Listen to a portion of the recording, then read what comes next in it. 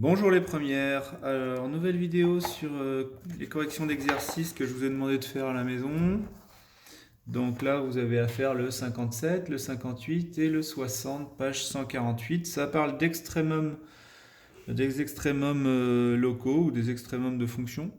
Vous avez déjà noté le cours et regardé un exercice d'illustration, un exercice corrigé. Voilà, donc on y va. Regardons le 57. Donc je vous l'avais sous les yeux là. On a une courbe qui représente la fonction h. Elle est définie entre -8 et 6. Et on nous demande d'abord quel est le maximum local de h sur -8, -4. Alors sur -8, -4, on est sur cette partie de courbe. Et nous, on veut le maximum local. Donc le maximum local, on va le trouver ici. Sa valeur, c'est 1.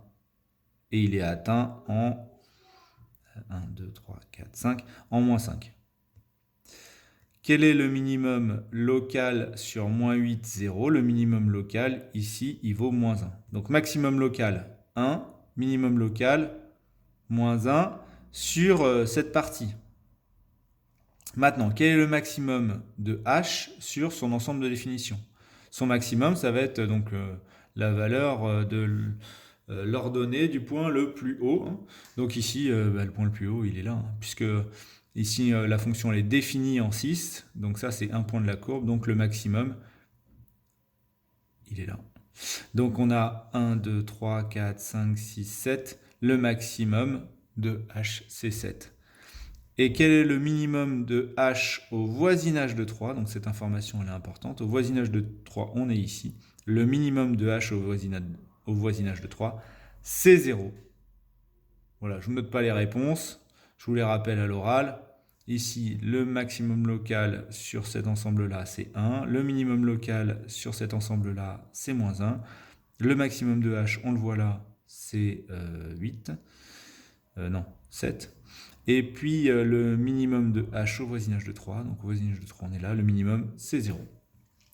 Voilà, l'exercice d'après, le 58, c'est du même type. Alors, c'est du même type, sauf que là, on n'a pas la représentation graphique, on a le tableau de variation, mais c'est exactement la même chose. Donc, on a une fonction qui est définie entre -3 et 5, et on veut les extrémums locaux sur -3, 5. Alors, ce qu'on appelle les extrémums locaux, ça va être, si vous reprenez le cours, l'extrémum local, ça va être la valeur atteinte de l'ordonnée d'un point, quand on a un changement de variation. Donc le cours dit qu'on a un maximum local de f au voisinage de c s'il existe deux réels a et b dans I tels que c appartient à AB, tels que pour tout x de AB, toutes les valeurs aux alentours sont inférieures. Toutes les valeurs de f de x aux alentours sont inférieures à f de c. Voilà, donc ici un minimum local, un maximum local, un minimum local. C'est local par rapport à un intervalle. Voilà. Et donc on obtiendra, là c'est ce qu'on dit ici, on obtiendra un minimum ou un maximum local si à cet endroit-là, le nombre dérivé vaut 0 en changeant quand la dérivée change de signe. Parce que si la dérivée ne change pas de signe, dans ces cas-là, on n'a pas d'extrémum local. Si la dérivée ne change pas de signe, on peut très bien avoir une courbe qui fait comme ça. Avec un petit faux plat, là, on a bien une dérivée nulle, puisqu'on a une tangente horizontale, mais on n'a pas d'extrémum local. Donc le 58, alors on peut dire qu'on a un maximum local sur -3, 1 qui vaut -2. On peut dire qu'on a un minimum sur la fonction qui vaut -3. On peut dire qu'on a un maximum local sur l'intervalle, sur toute la... Non, on peut dire qu'on a un maximum sur tout l'ensemble de définitions qui vaut 1.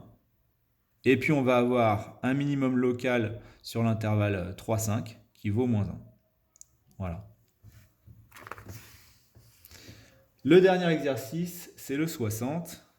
Donc, on veut une fonction, on nous donne une fonction, et on veut les extrémums. Alors, pour connaître les extrémums, en fait, on va dériver la fonction, étudier ses variations, on va étudier le signe de la dérivée, étudier ses variations, pour faire un tableau de variations, et c'est ça qui nous donnera les extrémums. Alors, le 60, f est défini sur r par 1 quart de x facteur de x au carré moins 12. Voilà. Pour arriver à faire ça, on va dériver. C'est de la forme u fois v. Je vous rappelle que la dérivée de u fois v, c'est u'v plus uv'. Donc la dérivée de ça, c'est 1 quart, multiplié par ça, plus 1 quart de x, multiplié par la dérivée de x au carré, moins 12, c'est-à-dire, je n'ai pas besoin de parenthèses. Bon, c'est pas grave, je les ai mis. Voilà. On va réduire cette expression. Ce qui nous fait 1 quart de x au carré moins 12. Je sais pas. Je vais développer, je vais tout mettre ensemble. Hop. Ça nous fait 1 quart de x au carré moins 12 quarts plus 2 quarts de x au carré. Voilà, on va y voir un petit peu plus clair là.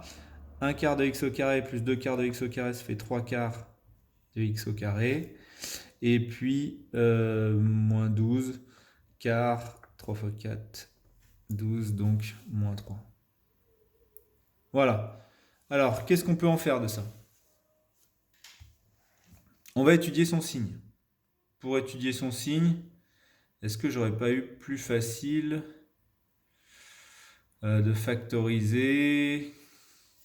Je peux utiliser delta. Bon, on va faire ça. On va utiliser delta. Parce que là, si j'essaye de factoriser par 3 quarts, c'est possible. Ça me fait 3 quarts facteur de x au carré moins 3 sur 3 quarts. Et 3 sur 3 quarts, vous savez que divisé par une fraction revient à multiplier par son inverse. X au carré moins 3 fois 4 tiers. Si, c'est pas mal ça. Ça me fait 3 quarts facteur de x au carré moins 4. Bon, alors là, je peux m'éviter de faire delta, puisque ici, je reconnais la troisième identité remarquable, a carré moins b carré égale à a moins b, facteur de a plus b. Alors, où est-ce qu'elle est cette identité remarquable? Eh bien, 4, c'est le carré de 2, donc ça me fait 3 quarts facteur de x au carré moins 2 au carré. Donc là, x prendra le rôle de a et 2 prendra le rôle de b. Ça me fait 3 quarts facteur de x moins 2, facteur de x plus 2. Alors pourquoi ça m'arrange? Parce que ici je peux faire un tableau de signes.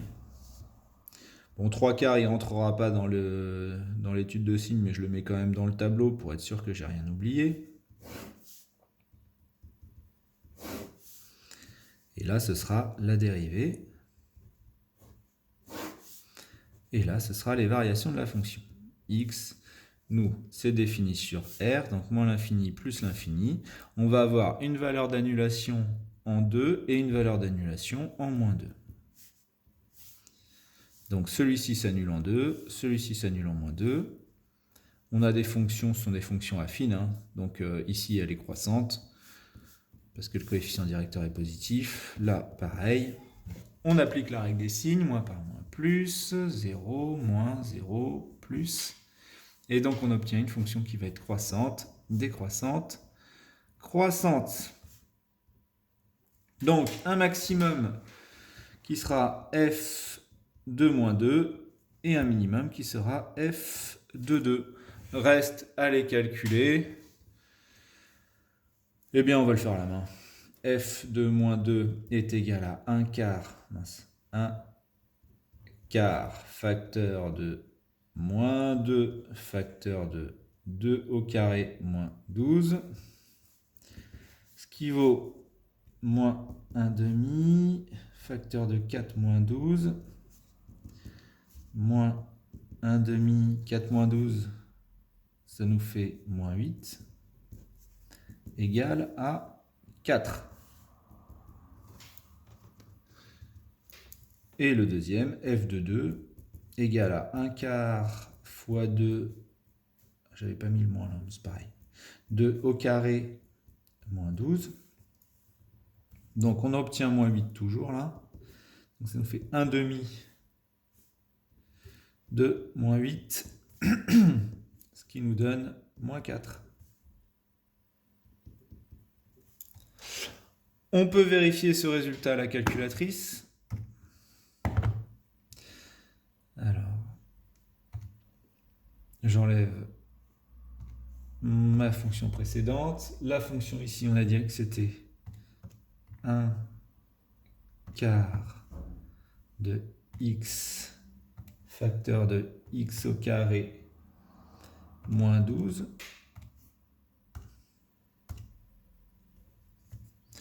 Et là, on voit bien la croissance, la décroissance, le maximum en 4, le minimum en moins 4. On est bon. Eh bien, écoutez, bonne fin de journée. Je vous mets du travail sur Pronote. À bientôt.